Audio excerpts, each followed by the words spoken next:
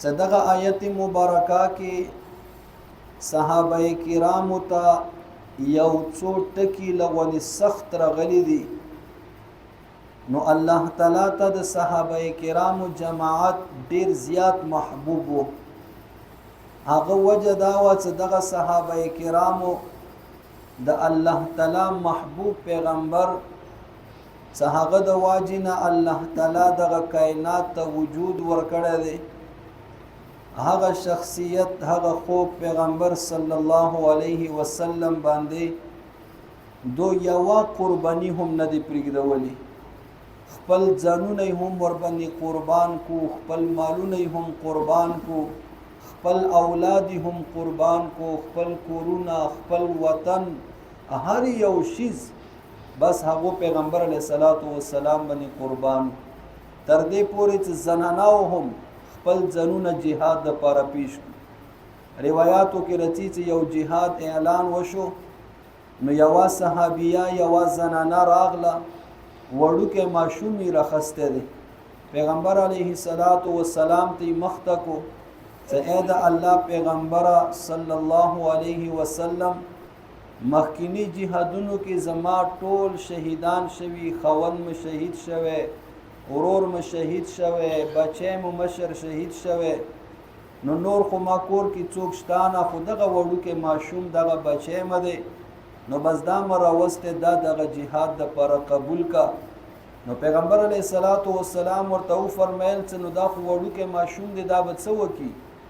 نو هغه صحابیه هغه زنانه ورته ویل چې ای د الله پیغمبره صلی الله علیه وسلم، کم یو صحابي سره څه ډال نه وي، یعنی د تورو ولا جنګونه و، یو لاس کې به د مجاهد ولا توره وه او بل لاس کې به دغه ډال نیولی و، تورې سره به یې ګزار کول او دغه ډال سره به د دشمن ګزار نه ځان بچ کول. نو چې دغه هغه مجاهد ته ورکه، هغه به دی باندې د دشمن ګزار نه ځان باچ کی او دا به شهید شي. اندرنګې وړو وړو ماشومانو هم خپل ځانونه پیغمبر علیه السلام باندې قربان کړي، لکه دوه واړه ماشومان دي، هغوی ویلو چې مونږ هم جهاد ته ځو. نو بیا پیغمبر علیه الصلاۃ والسلام د جهاد وتو دپاره خاص شرایط به و، عمر به و، قد به و، نو هغو مقابله کېږدوله شوه. نو یو د بل ته غوږ کیایي چې ته خو اسیم پاس یې ټرای کې امتحان کې، خدا دې چې ما دغه قد ټیټ دی، نو ما ولا چانس نشته، خو داسې وخت ځان راپرې بسه، تا خو اسیم بیایي نو ما به هم بوځي. دومره د هغو جذبه وه. اندرنګې ډېر صحابیات چې هغو به خپلو بچو ته، خپلو خاوندانو ته همدغه غیرتونه ورکولو چې شابه پاڅه تکړه شه، دغه زخمونه هیڅ هم نه دي، پیغمبر علیه الصلاۃ والسلام باندې خپل ځان قربان کا، لکه احد کې دغه شان ډېر واقعات شوي دي. نو به هر حال صحابه کرامو چې کمې قربانیانې خوب پیغمبر صلی الله علیه وسلم سره کړي دي، د هغه مثال چوک نشي قایم کولی. چې کم محبت یې کړی دی، کمه مینه یې ورسره کړې دی. لکه څرنګه یوه واقعه راځي، دغه افغانستان جهاد څه کله و، نو دغه امریکې ډېر زیات ظلمونه کړي دي مجاهدینو سره، او ډېر خطرناک جیلونه یې جوړ کړي وو. چې هغه جیلونه به داسې وو، بعضې جیلونو کې یو مجاهد قیدي و او بیا به یو سپی ور پرېږدول، او خطرناک سپی و، دغه سپي به هغه مجاهد چې چلو. اندرنګې داسې جیلونه یې جوړ کړي وو چې بالکل چې هغه به داسې پرتللی ورکې نه شو، داسې به ورکې سیده ناست و.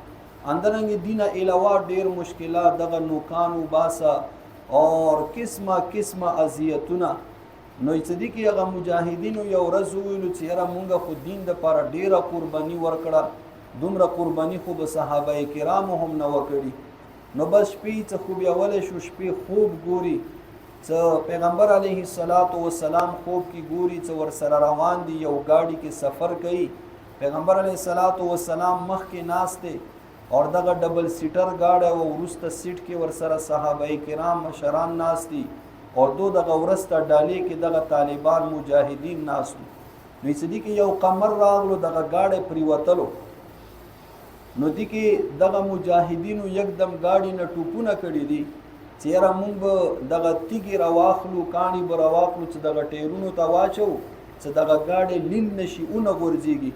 نو څه کله دوکاڼي کاڼو پسې لاړلو واپس راغلو نو ګوري چې صحابه کرام ګاډي نه راکوز شوي خپل سرونه یې دغه ټیرونو ته یخي دي، چې خپلو سرونو سره یې دغه ګاډی ویسار کړی. نو هغه د بعد څه کله دا راپارت نو توبه استغفار یې کړی دي، زمونږ د ډېره غلطه جمله کړې دي. نو صحابه کرام الله تعالی باندې ډېر ګران. نو اوس دغه آیت مبارکه کې ګوره یو څو ټکي فاسق ټکی راغلی چې اگر که فاسق معنا تاسو ته بیان شوه چې فاسق معنا دی کچا خبر ورکون کې بلا تحقیق خبر ورکون کې، اور بل فاسق په خپل معنی باندې واخلي نو بیا دغه عربي ګرامر کې فاسق دا نکره راغلی عامه دی، یعنی یو صحابي خاص ورنه نه دی مراد. اندرنګ بیا تاسو ته شان نزول واقعا هم بیان شوه چې دینه مراد هغه بل یو کس دی چې هغه دغه صحابي ته خبر ورکړو، خو بیا هم فاسق ټکی یو سړی خو دا ګمان کولی شي، هغه صحابیم دا ګمان کولی شي. اور اندرنګ بل یو ټکی بجهالتین راغلی دی نپوهي سره، اندرنګ بل یو ټکی نادمین راغلی درې، اور بل ټکی لعنتم دغه څلورام چې تاسو به مشقت کې پریوزو. نو دغه څلور ټکي صحابه کرامو ته سخت راغلو. نو بس الله تعالی باندې صحابه کرام ډیر ګرانو. نو اوس د صحابه کرامو تاریخ بیانوي، لکه څرنګه یو پلار خپل بچی لغونې بې ذاته کی، یا استاد یو شاګرد لغونې بې ذاته کی سزا ورته ورکي، نو بیا هغه دلسه کوي چیرې خفا نشي، نو بیا د هغه تعریفونه شروع کی، دا زما داسې شاګرد دی، تا ته داسې الله در باندې انعام کړی او ته داسې او ته ما باندې داسې ګران یې او داسې دغه مدح یې بیانوي. نو اندرنګ دغه ځای کې هم الله تعالی د صحابه کرامو بیا پورا لس کلمات د هغو مدح کې بیان کړي دي. چې اول حبب الیکم الایمان، دویم وزینه فی قلوبکم، چې دغه ایمان تاسو ته محبوب کړي، ایمان تاسو په زړونو کې خیستا کړی دی. وکره الیکم الکفر، دا بل چې تاسو کفر ډیر ناخوښه دی تاسو ته. اندرنګ والفسوق فسق والعصیان نافرمانی عامه ګناه. اندرنګ اولئک هم الراشدون، دا کامیاب دي.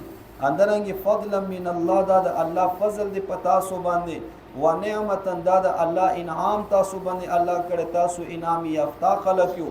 والله علیم، الله تعالی عالم دی، یعنی دا نه چې تاسو ته یاسې بس په توکل باندې دغه مقام در کړی دی، نه الله عالم دی، اهلیت پیژني تاسو د دې ولا اهل یو. دي کې څومره قدر دغه تسلی اور څومره قدر صحابه کرامو هغه زړه ته حوصله چې الله عالم دی، تاسو لی پلی نه یو راوستي، تاسو د دې اهل یو د پیغمبر علیه السلام د صحبت.